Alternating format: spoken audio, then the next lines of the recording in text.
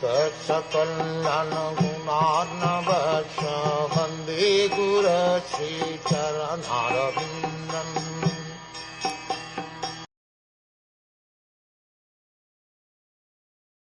The great sage Maitreya continued.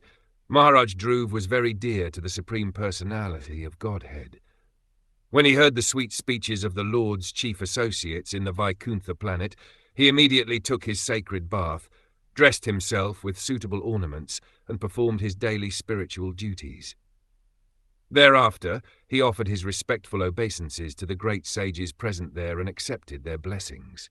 We should mark how dutiful Dhruv Maharaj was in his devotional service, even at the time he left this material world. He was constantly alert in the performance of devotional duties. Every devotee should take his bath early in the morning and decorate his body with tilak. In Kali Yuga, one can hardly acquire gold or jeweled ornaments, but the 12 tilak marks on the body are sufficient as auspicious decorations to purify the body. Since Dhruv Maharaj was living at that time at Badarikashrama, there were other great sages there. He did not become puffed up because the airplane sent by Lord Vishnu was waiting for him. As a humble Vaishnav, he accepted blessings from all the sages before riding on the plane brought by the chief of the Vaikuntha associates.